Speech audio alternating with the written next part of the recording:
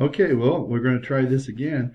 I don't know. It's kind of faded out there, but we'll see. It's probably faded out because of the lettering. Well, we'll see when we play it back. Maybe I'll just have the audio, but this is a Sunday school class, and we're doing a review of water baptism. Last week we studied water baptism and what it is, and so our review questions. The first one says, "What does ordinance mean?" What does ordinance mean? Here in the town of Angola, we have ordinances. And what are they?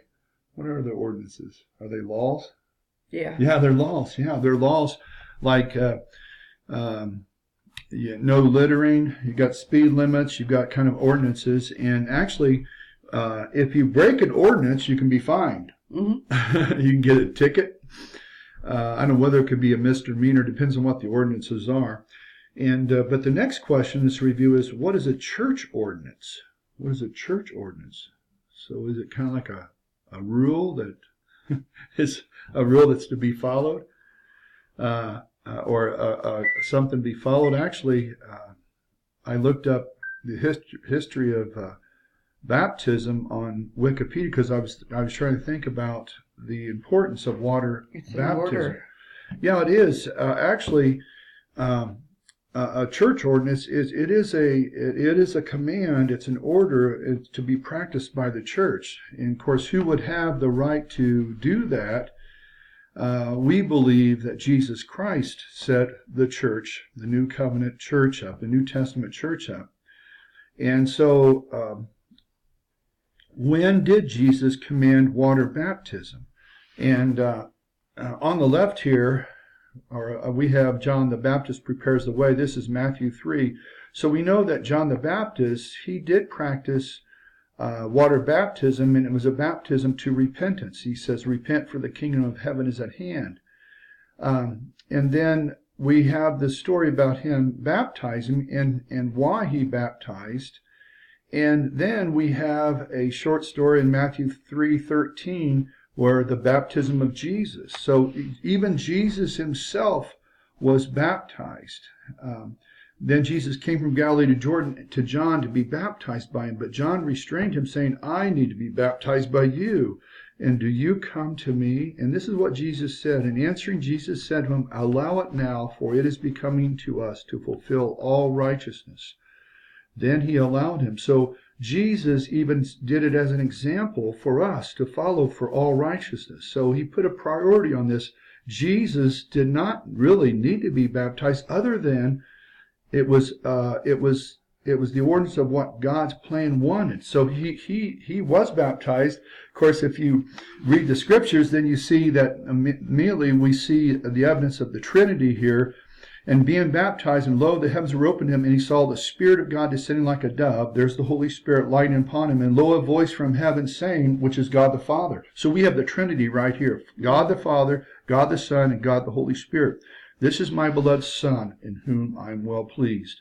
And then we're going to jump to Matthew 28, because the question says, when did Jesus command water baptism? Actually, the commandment was found in the Great Commission. And the 11 disciples went into Galilee to the mountain where Jesus had appointed them.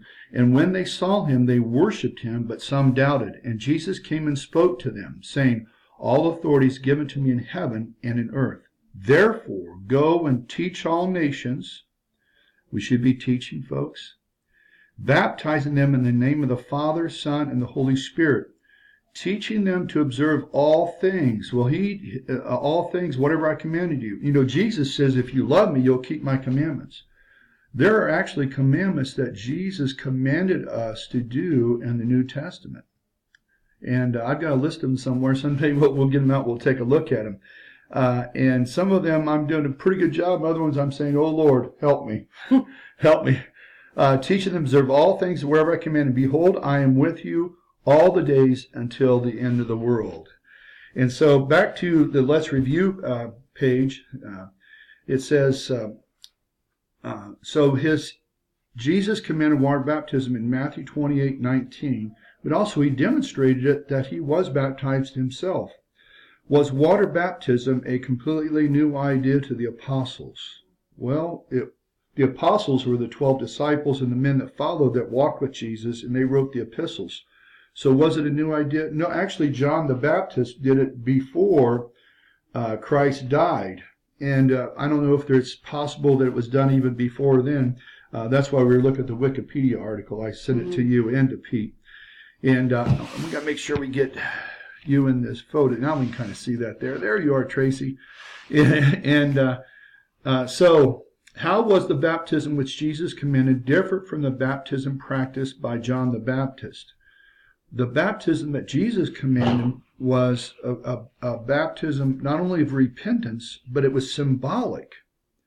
It has symbolism in it because it has that we die to our sins and we arise in newness of life.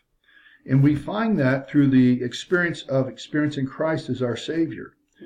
And so, and hopefully, and it should be a born again experience. You know, it's knowing Christ is not just a head knowledge. It's a heart knowledge. It's a heart and experience. And John 3:16, you know, and for the famous "For God so loved the world." But then, if you read on, you read about Nicodemus, and Jesus saying, "Unless a man is born again, unless." And so this water baptism is a public confession of faith of Jesus Christ, which we're to do. Jesus says, "If you deny me before man, I'll deny you before the Father." So we are to share our faith in others, to others. Question 5 in our review: in what ways does baptism illustrate the believer's identification with Christ? Well, first of all, when someone is baptized, they're demonstrating faith. They're demonstrating a faith that they believe, and they're actually doing an action. They told the pastor, they told someone, "I've trusted Christ. I want to be baptized." And that takes some faith right there to begin with. It's a lot like when someone will come forward for prayer, or they'll raise their hand because they want prayer, or they'll raise their hand to receive Christ, or they'll raise so there's an action there. Mm-hmm. So we can see faith and belief when people take action. So just getting ready to be baptized is one thing, but see, there's symbolism there. Just as we die to our sins and death, we rise again in the newness of life. Christ was crucified for our sins, and then he resurrected, demonstrating that we have eternal life. That he could not be. He was physically killed, but because of his spirit and his soul being the deity of God, he lived on, just like we are not animals. You know, the evolutionists today, they want to pose us like, say we're animals. Yeah, we're animals. Like, you know, well, I'm no monkey's uncle. You know, I studied evolution forwards and backwards in college. Dr. Gene Christie was my professor. The World of Science on whoa, and he would. And I learned a lot about evolution. But at the same time, my pastor at that time brought in some 16 millimeter films, and we watched them at church. And they were about, hey, do you know there's other scientific evidence that contradicts evolution? A lot of people don't know this. You go to the Institute of Science Creation Institute. Go to the Creation Museum down in Cincinnati.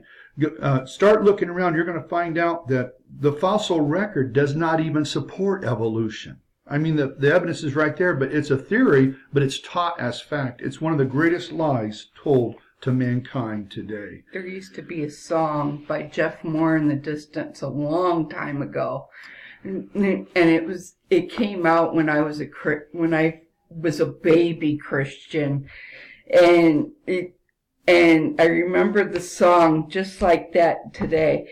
Evolution redefined. Yeah. You know, I will say this. I am evolving in Christ. The carnal nature that's found within me has been changing. And it's really, it's less of me, more of him. Yeah. You know, and I want to be his servant and live for him.